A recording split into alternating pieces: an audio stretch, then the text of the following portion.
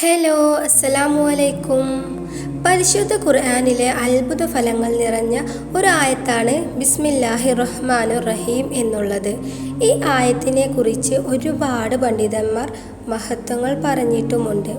ഈ ഒരു ആയത്തിൻ്റെ ഫലം എന്ന് പറയുന്നത്, ഒരാൾ ഈ ബിസ്മില്ലാഹിർ റഹ്മാനിർ റഹീം എന്നുള്ളതിനെ 35 പ്രാവശ്യം ഒരു കടലാസിൽ എഴുതി വച്ചാൽ, അതിനെ ബഹുമാനിക്കുന്ന പോലെ എഴുതി ഒരു വീട്ടിൽ എവിടെയെങ്കിലും സൂക്ഷിച്ചു വെച്ചാൽ, ആ വീട്ടിൽ പിശാചുക്കൾ കടക്കുകയില്ല, ശൈത്താന്മാർ കടക്കുകയില്ല.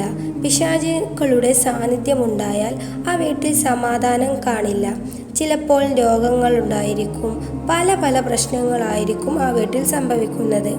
പിശാചിൻ്റെ ഉപദ്രവത്തിൽ നിന്ന് രക്ഷപ്പെടാൻ മഹാന്മാരായ പണ്ഡിതന്മാർ പറഞ്ഞു തരികയാണ്, ബിസ്മില്ലാഹിർ റഹ്മാനിർ റഹീം എന്ന മഹത്തായ ആയത്തിനെ 35 പ്രാവശ്യം എഴുതി സൂക്ഷിച്ചു വെക്കുക. അള്ളാഹുവിൻ്റെ കാവൽ ഉണ്ടാവും. അതുപോലെ കച്ചവട സ്ഥാപനങ്ങളിൽ നിന്ന് സൂക്ഷിച്ചാൽ അള്ളാഹു കാക്കുന്നതാണ്. കച്ചവട സ്ഥാപനം ബർക്കത്തുണ്ടാവുന്നതാണ്, ശത്രുക്കളിൽ നിന്ന് മോചനം ലഭിക്കുന്നതാണ്. അതുപോലെ നമുക്ക് ഈ മഹത്വം പറഞ്ഞു തന്നത് ഇമാം നാസിലി റഹ്മത്തുള്ളാഹി ആണ്. അദ്ദേഹത്തിൻ്റെ ഗ്രന്ഥത്തിൽ വ്യക്തമായി കാണിച്ചിട്ടുമുണ്ട്. അത്രയ്ക്കും മഹത്വമുള്ള നാമമാണ് അള്ളാഹുവിൻ്റെ പരിശുദ്ധ നാമം. അള്ളാഹുവിൻ്റെ നാമം എഴുതി വെക്കപ്പെട്ടാൽ അത് ആകാശഭൂമികൾക്കിടയിലുള്ള ബുദ്ധിമുട്ടുകളിൽ നിന്നും അള്ളാഹു കാക്കുന്നതാണ്.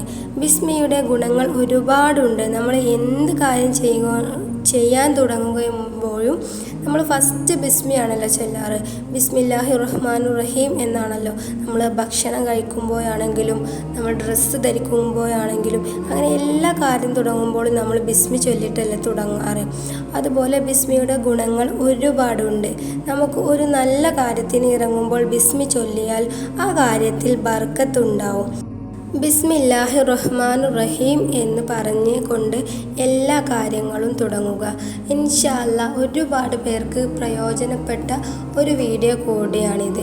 അതുകൊണ്ടാണ് ഞാൻ നിങ്ങളിൽ എത്തിക്കുന്നത്.